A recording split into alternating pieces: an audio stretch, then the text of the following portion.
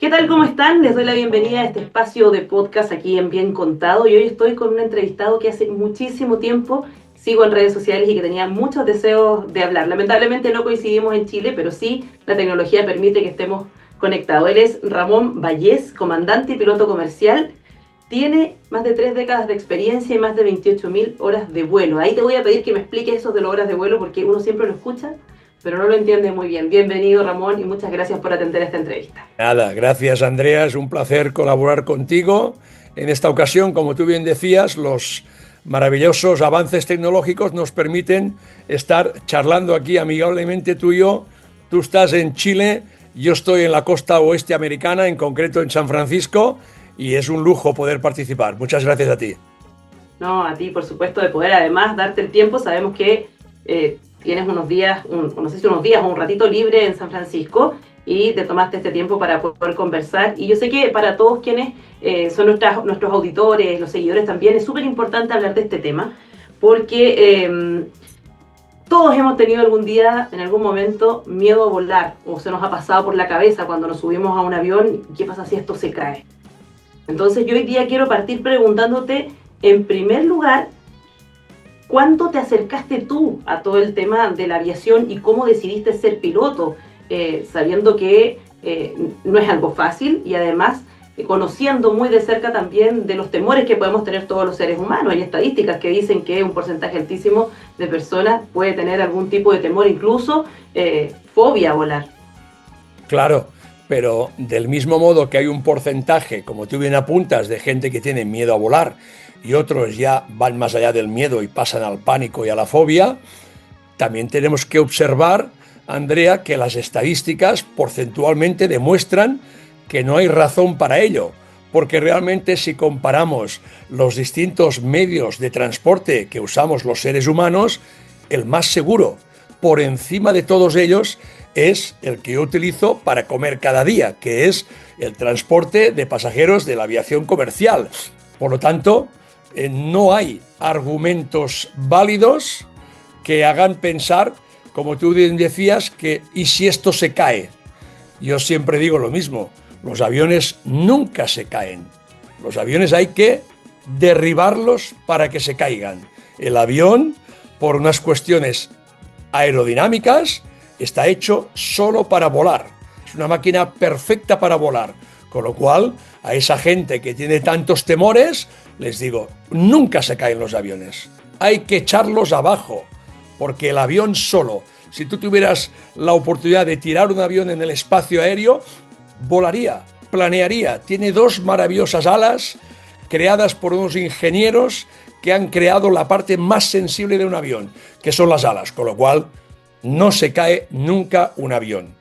Aclarado esto, ¿por qué yo me hago piloto? Bueno, en primer lugar, porque ya desde la infancia había un sueño de niño en el cual pues yo quería algún día ser piloto. Evidentemente, cuando uno es pequeño, pues simplemente se limita a esto, a vivir de sueños, de ilusiones, ¿no? Pero van pasando los años y esos sueños y esas ilusiones se van reforzando y de alguna manera llega un día que tienes que tomar la sabia decisión, que es lo que hice yo, de decir, vamos a convertir el sueño en una realidad. Y me dediqué a lo que estoy haciendo, después de estudiar, contando con el apoyo de mi familia, por supuesto, y aquí estoy. Y desde que yo empecé a prepararme para ser piloto hasta el día de hoy, pues parece mentira, han pasado 40 años y nunca me arrepiento de lo que he hecho. O sea que vamos. Mira, ¿y qué dijo tu familia cuando les comentaste que querías ser piloto? Porque siempre los papás tienen o tenemos la idea de escuchar ojalá de nuestros hijos una carrera como más común, más tranquila, con una estructura a lo mejor más normal. Pero cuando tú le dices que quieres ser piloto, ¿qué te respondieron?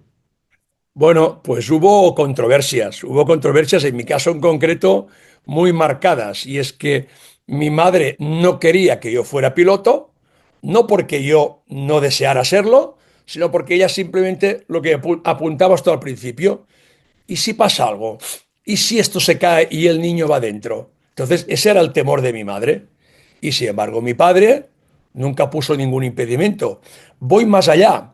por una cuestión de tradiciones, porque nos estamos remontando hace 40 años, me hablo de la década de los 80, incluso mi familia que tenía un negocio propio, lo razonable en esos tiempos era que el hijo, en este caso yo, el único varón y siendo el hijo mayor, hubiera proseguido los pasos de mi padre en la profesión, aprovechando que había un negocio ya en marcha. Y yo solo tenía que seguir el ejemplo y los pasos de mi difunto padre.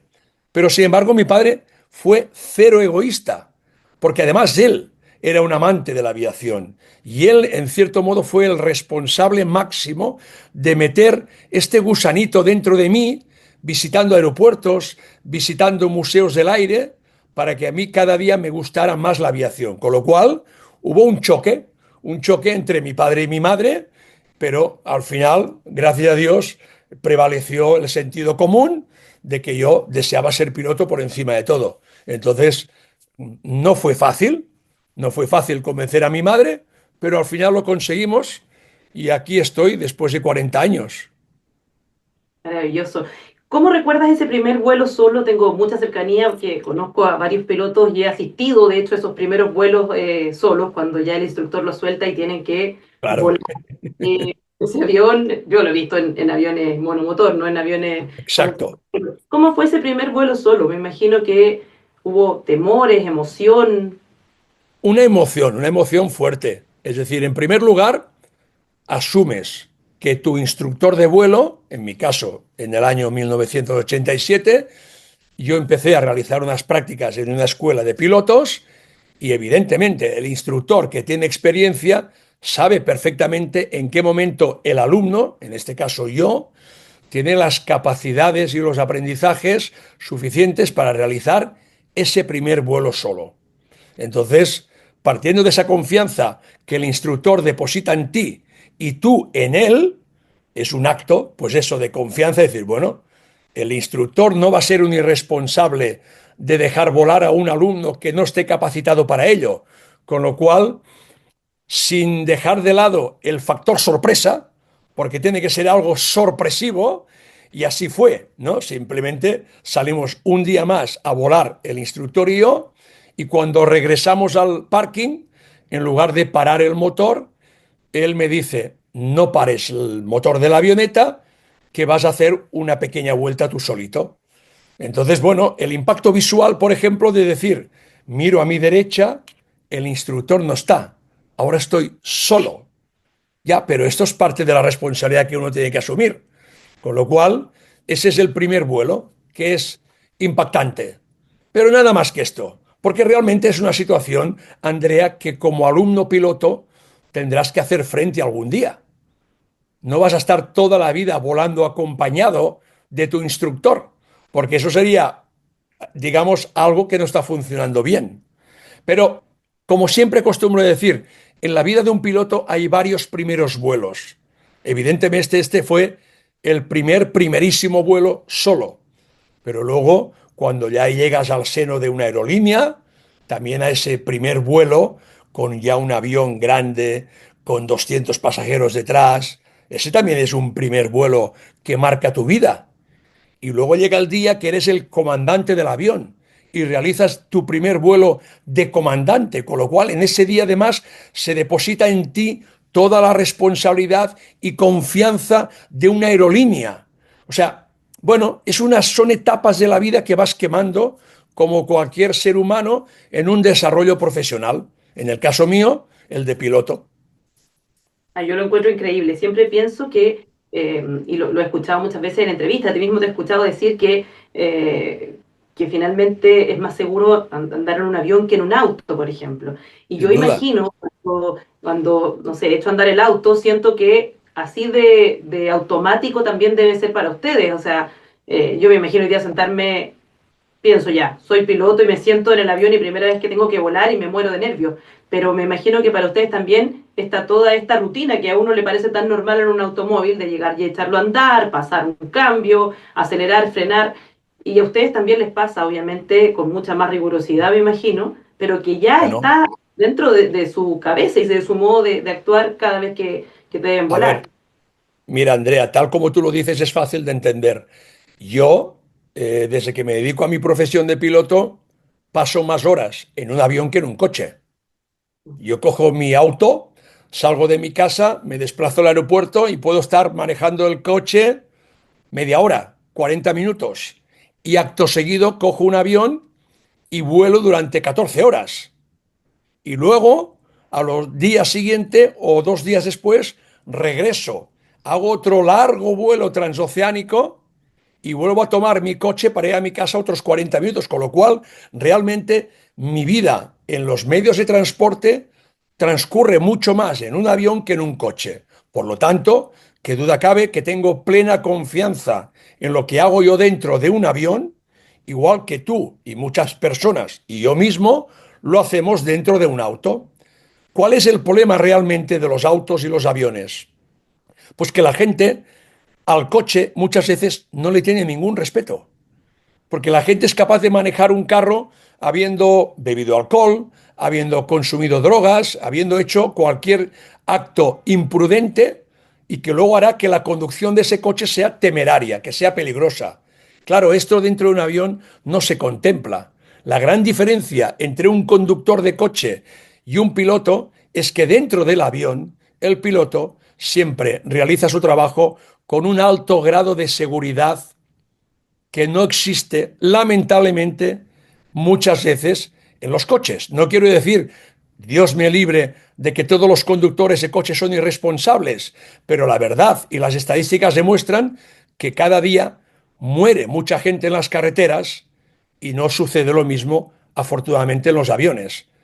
Con lo Sí. cual, concluyo, si el conductor de auto, cuando maneja un coche, lo hiciera con el mismo grado de responsabilidad que lo hace un piloto en un avión, en la carretera, no habría tantas muertes. Toda la razón, y nos da una tranquilidad increíble también con eso.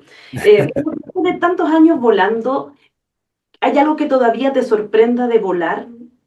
¿Alguna sensación, quizás algo con lo que te No, encuentras cada vez que te subes a la yo, yo creo, Andrea, que después de, pues esto, 40 años desde que empecé a volar con las avionetas hasta el día de hoy, y lo que implica esto en miles y miles de horas de vuelo, digamos que las he visto de todos los colores. He vivido situaciones anómalas, emergencias técnicas, emergencias médicas. Ya digamos que con 60 años empieza a ser difícil de que algo me sorprenda. Porque además también hay que tener en cuenta que la madurez profesional que un piloto, en mi caso, va adquiriendo, porque en aviación la madurez es un grado, la veteranía es un grado. Y yo soy el primero que lo percibo así. ¿Por qué? Porque es muy saludable acordarse del pasado. Recordar que cuando yo empecé a volar con 20 y pico años, mi percepción de las cosas era distinta a la que tengo ahora. Ahora tengo, pues esto, una madurez, unas miles de horas que me permiten actuar con mucho temple delante de situaciones que a lo mejor hace 30 años o 20 años atrás me hubieran alterado más. Y ahora, sin embargo, me tomo las cosas de otra manera. Y no es casualidad, es el producto de la experiencia. ¿Que alguna cosa me pueda sorprender? Espero que no. Y si algo me sorprende, que sean cosas buenas, nunca malas. ¿Me explico? vida? Técnicamente, técnicamente tengo una relación muy estrecha con la máquina. Yo, para que te hagas una idea, llevo los últimos 28 años de mi vida volando aviones Airbus. Por lo tanto, conozco mejor a mis aviones que a mi propio coche. Entonces, ¿qué es lo que me puede sorprender dentro de un avión? Esas cosas que cambian cada día, que son, por ejemplo, mis pasajeros. Cada día a mi avión suben 200, 300 personas distintas. Ahí me puedo llevar sorpresas, pero suelen ser sorpresas gratas, sorpresas muy humanas siempre. El hecho de entender que en mi avión suben pasajeros con proyectos ilusionantes, con episodios tristes de su vida y que ellos depositan la confianza en la tripulación para que nosotros les llevemos de un lugar a otro para llevar a cabo sus proyectos. Pero, repito, cualquier cosa que me sorprenda que sea a poder ser para bien, nunca para mal. ese lado humano que te conecta con los pasajeros y con tu trabajo, ¿recuerdas algún hecho puntual en que hayas tenido a lo mejor, te hayas ido con alguna sensación especial respecto de algún pasajero que viajaba ya sea a reencontrarse, que viajaba por un proyecto, que era una despedida a lo mejor? Siempre. Es que es la parte más bonita de mi trabajo, porque yo realmente, yo, Andrea, nunca me siento indiferente a, digamos, los problemas de las otras personas.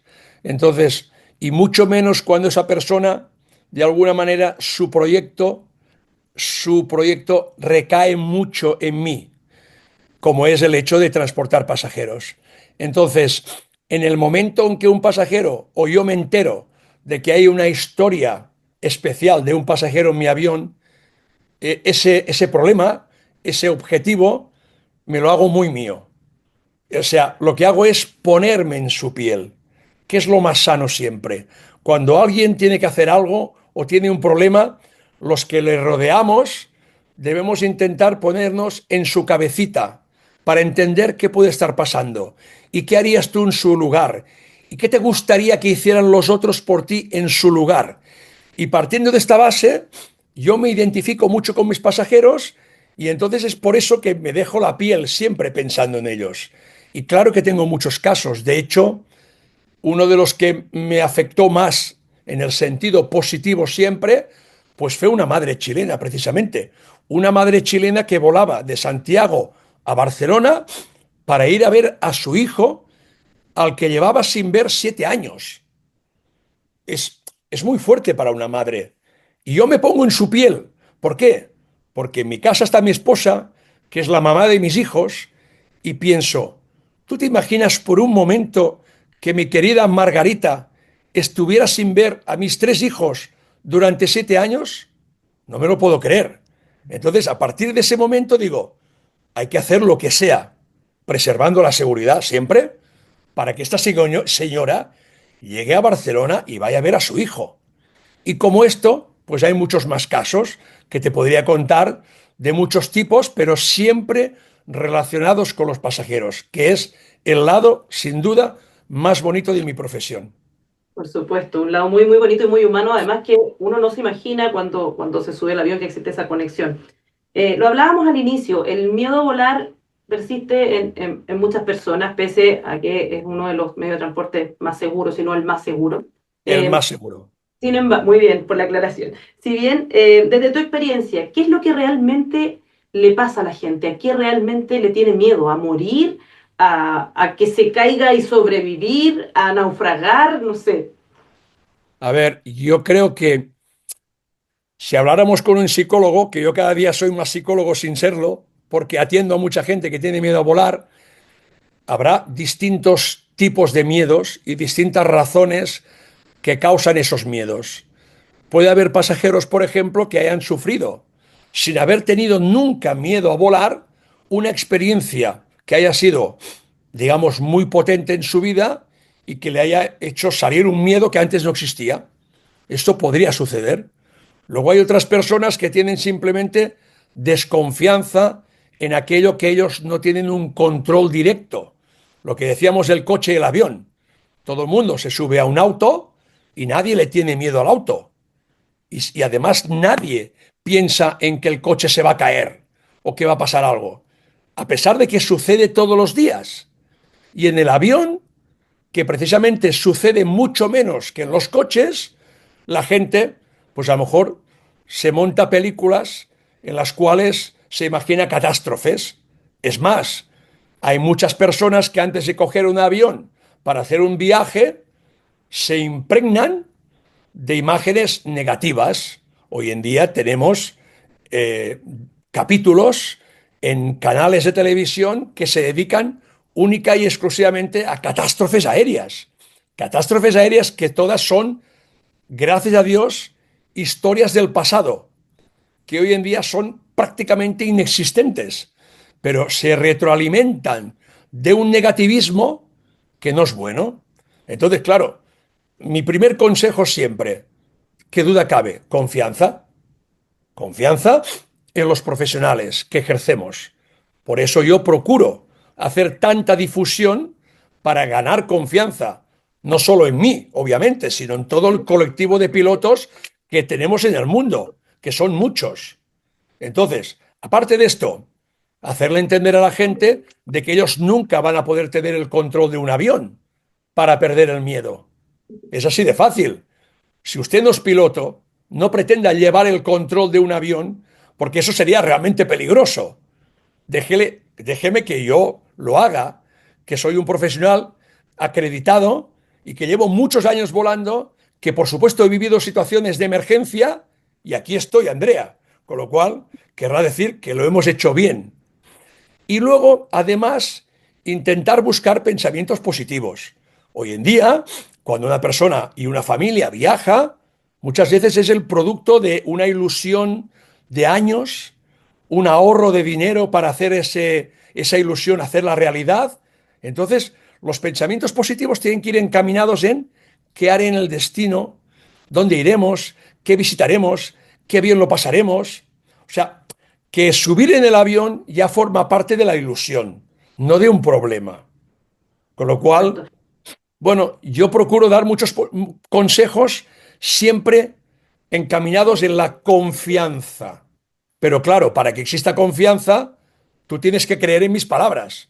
Si lo que dice Ramón ahora mismo no te lo crees, pues entonces no va a servir de nada. Pero tú vas a un médico, te pones en sus manos para que cuide de tu salud y tú obedeces a tu médico. Pues en este caso, obedece a tu piloto, a tu comandante, que te da una serie de consejos buenos para que tu vuelo sea seguro. Entre ellos, déjalo en mis buenas manos. Además, no olvides una cosa, Andrea, yo voy en el avión con vosotros, con lo cual yo también tengo mucho interés en que todo salga bien. O sea Mm. que en ese sentido, yo creo que todo es positivo. Además, incluso, voy a añadir una cosa, discúlpame, incluso en el caso de los accidentes que en alguna ocasión suceden cada vez menos, yo siempre busco la cara opuesta de la moneda. El accidente que ha sucedido ya no tiene vuelta atrás. Sus consecuencias tampoco. Pero las lecciones que aprendemos y las mejoras que obtenemos de las experiencias ajenas son muy buenas. Y en aviación se invierten todos los medios necesarios para que por encima de todo los accidentes nunca más se repitan. Y eso es muy importante tenerlo claro. Desde tu rol de piloto, ¿qué es lo más extraño que te ha tocado enfrentar con algún pasajero que tenga temor? ¿Y qué te ha tocado hacer? Quizás mostrarle la cabina, tener que casi hacerle, decirle esto vuela así, vamos a hacer acá en caso de, no sé, ¿qué es lo más extraño que te ha tocado enfrentar para poder No, bajar un poco el miedo de algún pasajero? a ver, esto, ten en cuenta que yo cuando ocupo mi cabina tengo que estar por lo que estoy. Entonces, si algún pasajero dentro del avión, ya en pleno vuelo, tiene sensación de miedo, lo más normal es que a lo mejor el propio auxiliar de vuelo le eche una mano a tranquilizarse.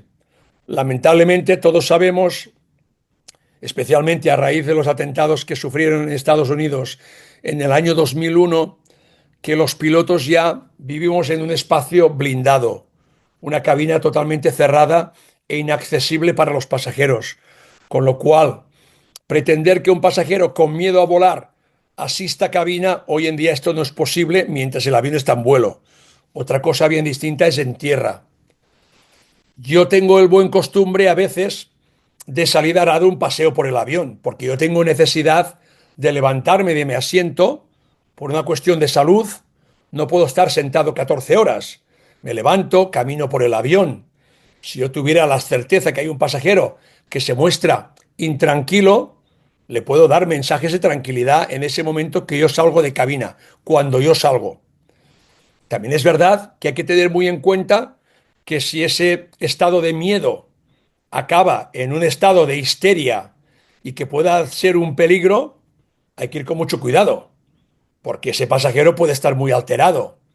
En este caso, mi recomendación siempre es que si uno piensa que dentro de un avión puede acabar siendo un problema gordo para él, casi es mejor que no se suba hasta que no se someta a un tratamiento y se vea capaz de hacerlo. ¿Por qué? Porque allá arriba a 35.000 pies en mitad del océano Atlántico, pocas cosas vamos a poder hacer por ese pasajero. ¿Me explico? Con lo cual, partimos de la base que un pasajero nunca se sube a un avión normalmente obligado. Se sube porque ha comprado un billete y decide subir voluntariamente. Entonces él tiene que asumir su responsabilidad como pasajero. Y una de ellas es, vamos a decir, saberse comportar durante todo el vuelo. Saberse comportar no tiene mayor misterio que esto. Sabemos que las turbulencias son los momentos a los que más le tememos quienes viajamos. Eh, y ustedes, los pilotos, están muy acostumbrados a las turbulencias. ¿Qué realmente está sucediendo en ese momento con el avión y qué riesgo hay para quienes vamos dentro del avión? Hombre, en primer lugar, riesgo para la máquina, para el avión, que es lo que la gente, como tú apuntabas al principio, el miedo de que eso se caiga, y los que vamos dentro nos caemos con él. El riesgo cero. El riesgo, francamente, haciendo el trabajo correctamente, el riesgo es inexistente. ¿Por qué? Porque partimos de la base que los pilotos tomamos conciencia de cómo hay que desarrollar la operación de un vuelo, por ejemplo, evitando, fácil de entender, zonas con presencia de tormentas que podrían poner ligeramente en peligro la máquina, con lo cual esas zonas las evitamos. Dicho esto, además, la propia máquina, como está constituida y fabricada, está preparada para soportar turbulencias extremas. Por lo tanto, ningún riesgo, porque los pilotos, en primer lugar, no acudimos al riesgo, sino que los riesgos los evitamos. Yo nunca me expongo a riesgos. Mi riesgo siempre es controlado. Tan controlado, Andrea, que si yo tuviera la sensación de que hay una operación que puede llegar a ser peligrosa, yo la voy a evitar. El caso más fácil de entender es que yo pueda tener en un aeropuerto una zona de tormentas en la trayectoria del despegue, no voy a despegar. Voy a esperar a que esas tormentas se desplacen, voy a observar mi radar meteorológico para tener claro que la trayectoria de vuelo está limpia para que yo pueda despegar. Por lo tanto, yo nunca pongo en riesgo la operación, jamás. Esta es la norma número uno. Entonces, ¿por qué existen turbulencias? Bueno, porque de alguna manera la atmósfera en algunos espacios es inestable por cambios de dirección e intensidad de los vientos, las temperaturas, las densidades, y el avión, igual que hace un barco en el mar, se adapta a esa atmósfera y lo que hace el avión es ir corrigiendo los movimientos y eso genera una turbulencia que puede ser ligera, moderada, fuerte, severa y añado siempre lo mismo. Si el pasajero lleva su cinturón de seguridad debidamente abrochado, igual que lo hace en su coche en carretera, dentro del avión nunca le va a suceder nada. Otra cosa bien distinta es que si ante una turbulencia no respetas la norma y no te abrochas el cinturón, a lo mejor sales despedido contra el techo y entonces tienes un problema. Pero ese problema lo ha causado el pasajero que no lleva su cinturón abrochado. Es muy fácil de entender. Por eso yo siempre recomiendo que el cinturón debe ir siempre abrochado mientras el pasajero está sentado. Igual que en el coche. En un coche nadie discute esto. Y sin embargo, en un avión me alucina mucho ver la gente que no lleva el cinturón abrochado. No lo entiendo. Yo lo llevo abrochado siempre. Haces bien. Respecto de la turbulencia, que lo entendemos y obviamente es súper tranquilizante escuchar eso, porque cuando el avión se empieza a mover, lo primero que uno piensa, aunque no quiera pensarlo, es que es la posibilidad de que esto se ponga más fuerte y que se caiga, y cuando uno le dicen vamos a suspender el servicio a bordo por turbulencia, ya se imagina que la cosa viene más compleja.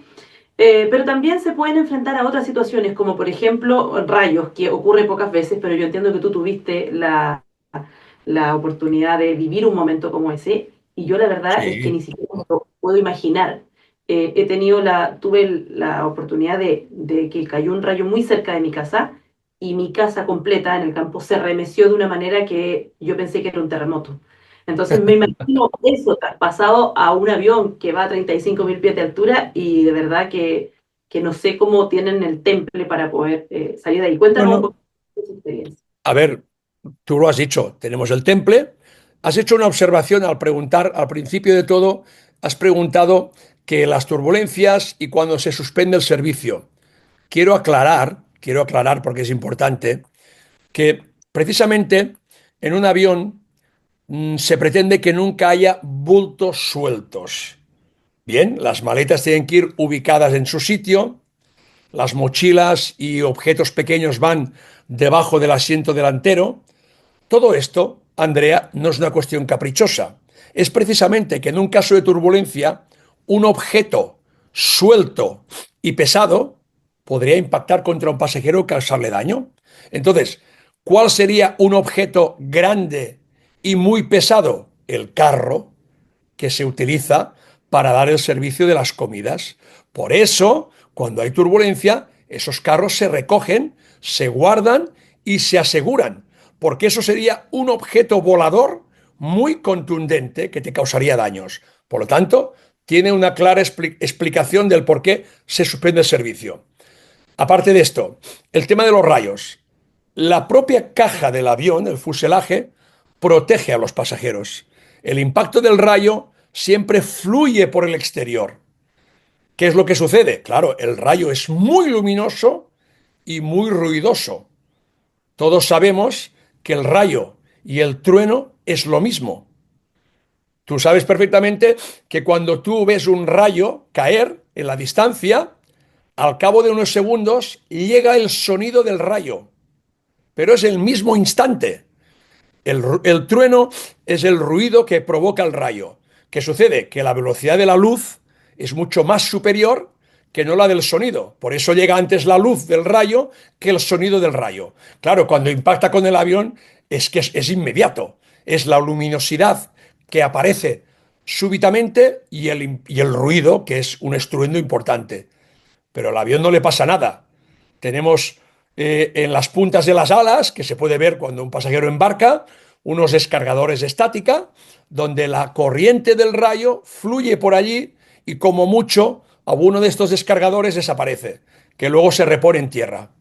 Que luego fuera en el avión queda un círculo negro de donde ha impactado el rayo, pero no hay antecedentes en la era moderna de la aviación que digan que un rayo ha derribado un avión. Por lo tanto, igual que la turbulencia, el avión es una máquina muy bien parida para que vuele en el espacio y que sea lo tan seguro que es.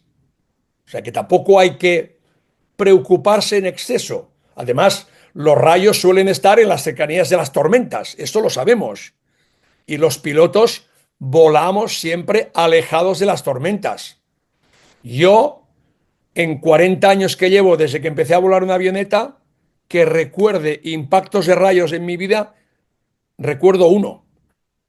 Recuerdo uno y solo uno. ¿Por qué? Porque no me meto en las tormentas. Por supuesto. Buena enseñanza para la vida eso también, alejarse de las zonas tormentosas. Sí. Ramón, ¿cuándo decides generar contenido para redes sociales hablando justamente de esto que ves todos los días, de Ya. del humor de la gente? Pues mira, casualmente, teniendo yo una cuenta, digamos, modesta de Instagram, una cuenta, como yo digo, de uso familiar, ¿no? Un día, hace 2 años, o quizás ni siquiera 2 años, precisamente en un vuelo destino Chile, destino Santiago de Chile, se me ocurrió así espontáneamente, porque yo hago las cosas de un modo espontáneo y natural, que es lo que la gente me valora más, creo, un vídeo de la cabina, donde ni siquiera aparecía yo, en ese vídeo grababa la cabina, se escuchaba mi voz, donde contaba que estábamos preparando el avión para volar a Santiago de Chile, con la duración del vuelo que eran 14 horas, el combustible, etcétera, etcétera. Y ese vídeo lo colgué en Instagram. Y bueno, y a partir de ese día, ese vídeo causó una sensación que dije, caray, esto gusta, esto engancha, parece que como lo cuento también le gusta a la gente, y empecé a crear más contenido. Y entonces ya esto es como algo que alimentas periódicamente. ¿Por qué? Porque esos 800 seguidores hoy en día ya son 360.000, que son muchos en cuestión de escasos 2 años. Me parece una pasada. Y esto además, Andrea, ha generado muchas más, digamos, oportunidades de comunicación, como ahora mismo estoy haciendo contigo. Con lo cual, al final me he dado cuenta que una de las cosas que más me apasiona, que es la comunicación, que me gusta mucho, y encima de algo que conozco bien, que practico todos los días, y encima de todo esto, que la gente lo percibe y lo recibe bien, pues esto ha generado un vínculo entre los seguidores y yo y el mensaje que fluye, que se ha convertido en una comunidad muy bonita, muy, muy familiar, porque además mis seguidores son tremendamente fieles, son personas que participan mucho de mis publicaciones haciendo comentarios, con lo cual, digamos que esto a mí me anima a seguir haciéndolo. Es importante. ¿En qué momento pasas de hacer este video que muestras la cabina del avión a generar mucho contenido para gente que tiene temor a volar? ¿Te empezaron a escribir, alguien te comentó o tú dijiste aquí hay una beta que puedo explorar y ser útil también para los pasajeros? Yo creo que en general todos los mensajes que yo procuro transmitir dentro del ámbito aeronáutico, todos en general ayudan a quitar el miedo a las personas. Entre otras cosas porque yo procuro hablar de esas cosas que la gente no conoce. Y de los aviones la gente conoce muy poco, lo cual es normal. Y tan normal como que yo conozco mucho de mi profesión.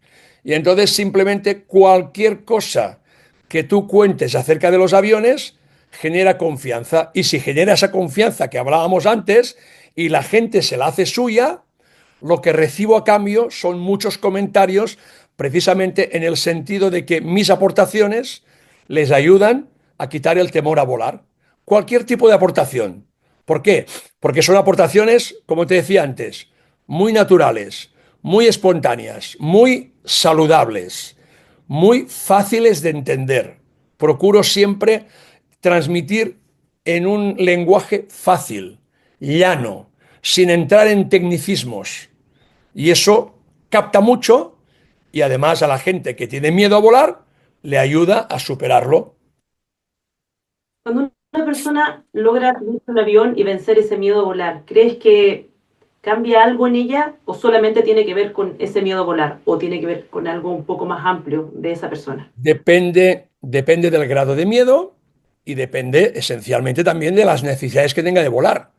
Tristemente, conocemos casos de personas que incluso tienen que renunciar a una buena oferta de trabajo porque no está dispuesto a volar. Cosas tan gordas, tan insólitas para mí, por lo menos, como el que una familia planifique un viaje y haya un miembro de la familia que no asiste al viaje por miedo a volar y se pierde una historia familiar bonita por el miedo a volar.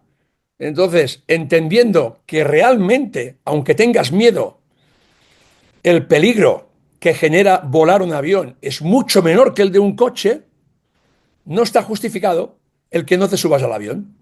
Por lo tanto, repito, entendiendo que el miedo existe, haz algo, sométete a un tratamiento, pide ayuda a especialistas para intentar superarlo porque te estás perdiendo oportunidades muy bonitas. Porque todos sabemos que hoy en día ir a un país alejado como Chile, o lo haces en avión, o dime tú lo que tardarías en desplazarte de España a Chile en un barco, en un coche sería imposible.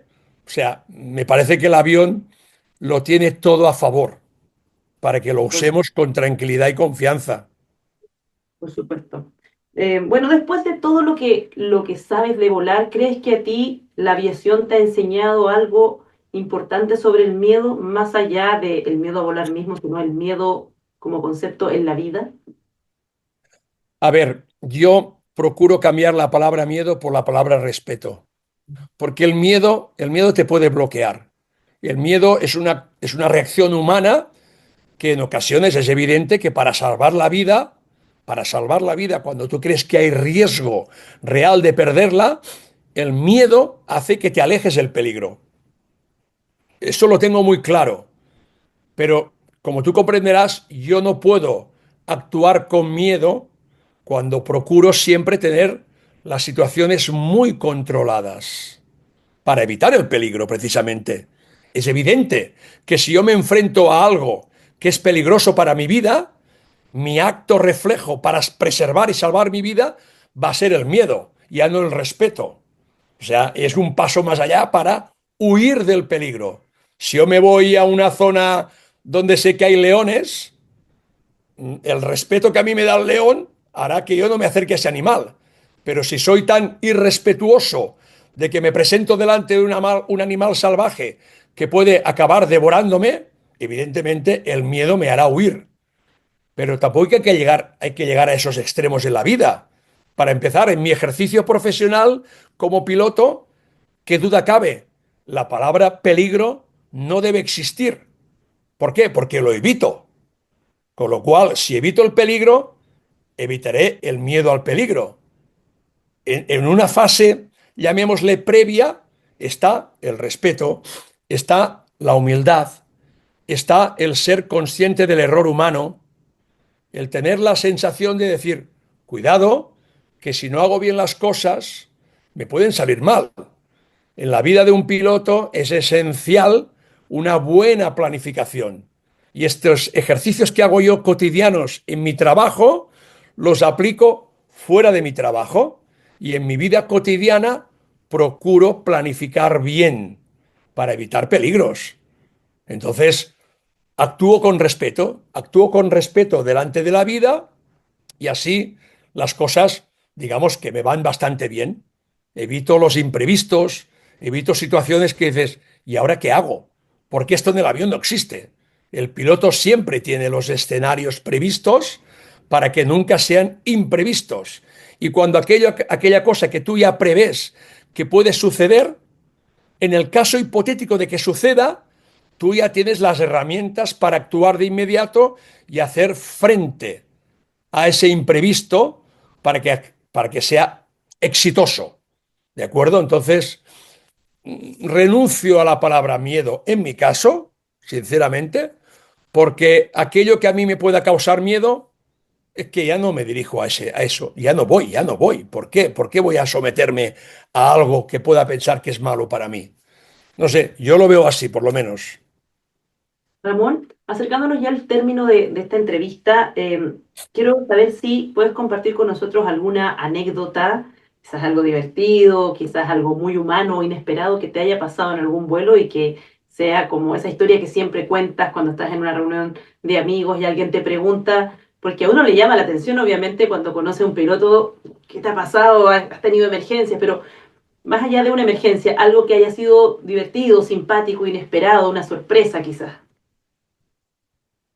A ver, cosas divertidas dentro de un avión, la verdad que hay pocas. Es decir, eh, para mí lo divertido, lo que más que divertido, porque no creo que sea la expresión más correcta, a mí simplemente lo que me llena de orgullo en mi ejercicio diario es lo que te comentaba antes, el cuidar de las personas, el darles por encima de todo seguridad, que es el pilar fundamental donde se sujeta la aviación de pasajeros, por supuesto, puntualidad, confort, un trato agradable, siempre mi máxima comprensión delante de una situación que no sea del agrado del pasajero. Entonces, intento, sinceramente, buscar el lado más humano de mi trabajo, que es el que a mí realmente me da un estilo de vida y de trabajo, en el cual pretendo sorprender al pasajero. Soy yo el responsable del avión siempre, porque soy el comandante, y entonces tengo, digamos, anécdotas bonitas, anécdotas que llevo en el corazón siempre y que las recuerdo permanentemente, pues de personas que han hecho un viaje que tenía un destino que no era lo más agradable, que a lo mejor era ir a someterse a un tratamiento por temas de salud, temas de una operación de riesgo, además en personas jóvenes, personas de 14, 15 años que no toca en esa fase de la vida pasar por eso. Y entonces yo he aprovechado esa oportunidad que te da la vida de decir, vamos a hacer que esta personita, hoy, su vuelo, sea tan especial que piense en cualquier cosa menos en la operación a la que se va a someter. Estas son las cosas, yo no les llamo divertidas, porque no son divertidas. Simplemente son muy humanas, muy cálidas, cosas que realmente dices, para esto realmente vale la pena realizar un trabajo para que tú tengas la sensación de que ese día regresas a tu casa habiendo hecho las cosas lo mejor que has podido. Y no es solo llevar un avión de un lugar a otro, sino que además todas las personas que ocupan el avión tengan un recuerdo especial de ese día. Y entonces yo procuro que así sea siempre. Entonces tengo anécdotas bonitas. Divertidas no te lo diría porque yo no tengo recuerdo de cosas que las llamemos precisamente divertidas, no. Hemos hablado durante esta entrevista de todo lo que pasa en el aire, de los temores, de los riesgos, de la seguridad también, pero poco hemos hablado de lo que queda en suelo firme. ¿Qué pasa con el piloto y la familia? ¿Cómo compatibilizar esas dos áreas tan importantes de la vida de un ser humano? Sí. Yo creo que son las más importantes. Para mí, por lo menos yo evidentemente hablo en primera persona, yo hablo de mi experiencia personal, Andrea, y claro está, es decir, a mí mi familia y mi esposa en primer lugar es la persona que me da más estabilidad para irme a volar el avión con toda estabilidad. Es decir, un ser humano, a ver, establecemos estrategias personales para evitar sacar problemas del hogar y llevarlos al avión. Eso no es bueno. Y al revés, problemas del avión, llevarlos a casa. Es difícil poner una muralla, un muro. ¿Por qué? Porque esto va aquí dentro todo, en la cabeza y en el corazón.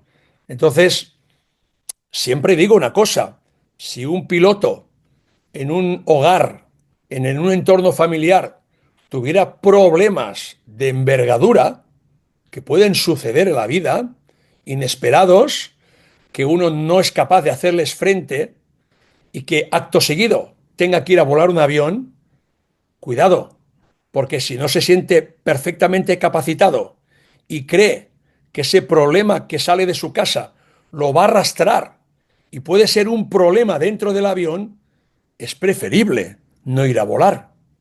Lo digo sinceramente.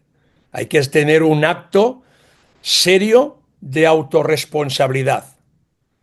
Entonces, a partir de aquí, yo he de decir que tengo una gran suerte de que en mi casa, como digo yo, haciendo un poquito de broma, digamos la parte divertida que me preguntabas antes, es que en casa tengo, gracias a Dios, una gran comandante, que es mi esposa.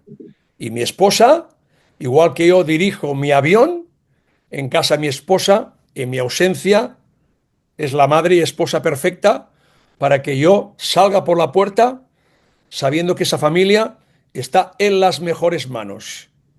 Y egoístamente, a mí esto me da una estabilidad emocional para irme a volar sabiendo que me voy a dedicar a otras personas, a otras familias que están dentro del avión, dejando atrás la mía. Pero la mía está muy protegida, está en manos de la mejor persona. Entonces esto, egoístamente, lo reconozco. He sido una persona y lo soy muy afortunada porque me permite irme a volar con extrema tranquilidad. Y esto, vamos, yo siempre lo digo públicamente.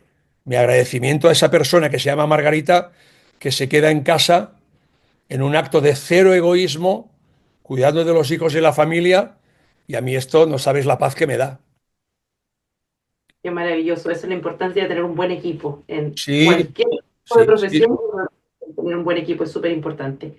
Para finalizar, no puedo dejar de preguntarte por el libro que vi ahí en redes sociales que anunciaste. Es un libro de tu autoría, de qué se trata, cuándo se va a estrenar, cómo podemos acceder a él. Bueno, a ver, el libro sale a la venta oficialmente el 15 de abril. ¿vale?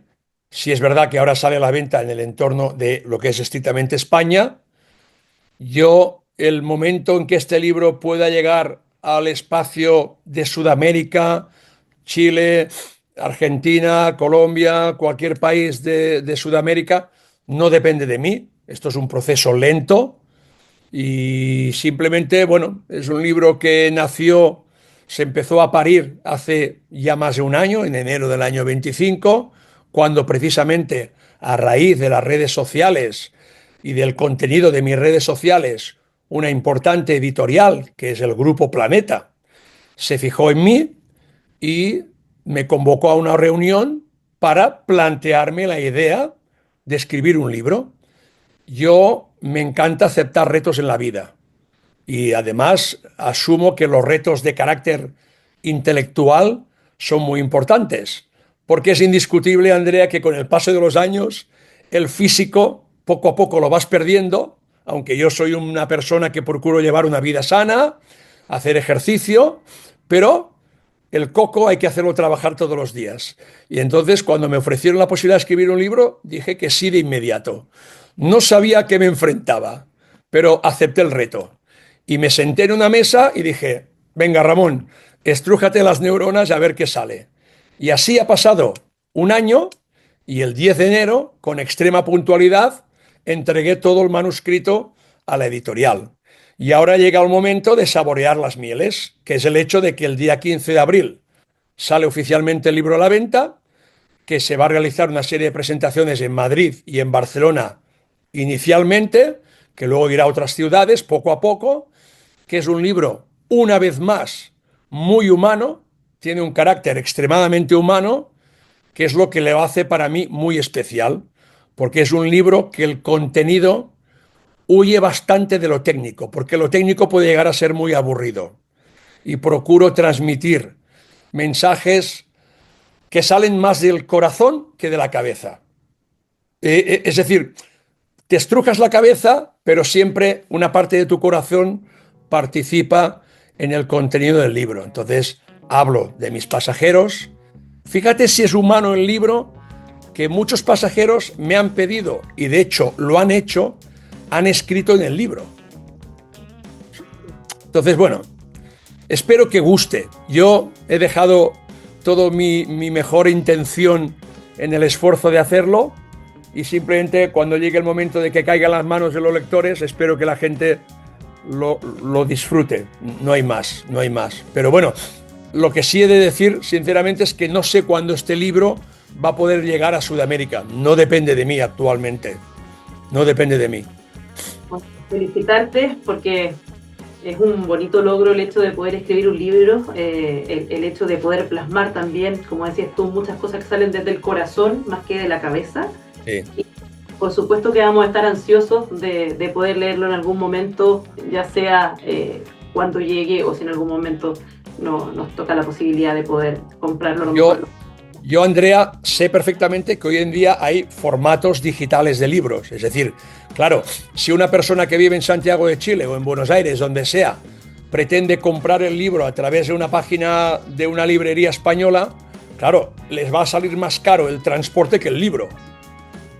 Tengo ya muchos mensajes de seguidores de Sudamérica que, por razones X, van a viajar a España en las próximas semanas o meses y ya saben que llegando a Barcelona o a Madrid, a partir del 15 de abril, el libro va a estar disponible en muchas librerías. Ahora bien... Tengo una viaje a Barcelona ahora en julio, así que lo voy a encargar. Claro, en las importantes librerías va a estar seguro. Ya te digo que de momento hay una primera edición con 3.000 ejemplares. Ojalá se agoten rápidamente, que tenga mucho éxito y la editorial haga una segunda edición y una tercera. No lo sé, el tiempo y los lectores decidirán. Pero repito, para la gente que está muy lejos, como por ejemplo los amigos de Santiago de Chile y de Chile en general, pues hay el formato digital que tú te puedes descargar en un libro electrónico para poder también tener acceso al libro. Hay mil maneras. Hoy en día la tecnología nos abre un abanico de posibilidades que van mucho más allá de que el libro llegue por correo ordinario en avión y que te cueste, repito, más el transporte que el propio libro. Entonces, bueno, un poquito de paciencia. Bueno, Ramón, muchísimas gracias por esta entrevista. Ha sido, pero muy grato para mí poder conversar contigo y espero algún día, quién sabe, si nos topamos ahí en la puerta del avión o en algún aeropuerto o en algún café en Chile o yo vaya a España. Ojalá sea así y como te he dicho al principio, yo te agradezco a ti la oportunidad de realizar esta entrevista, que espero que sea también exitosa y que los oyentes la disfruten y que la vean positiva por encima de todo, como siempre. Muchas gracias, Andrea. A ti muchas gracias, un abrazo. Otro para ti.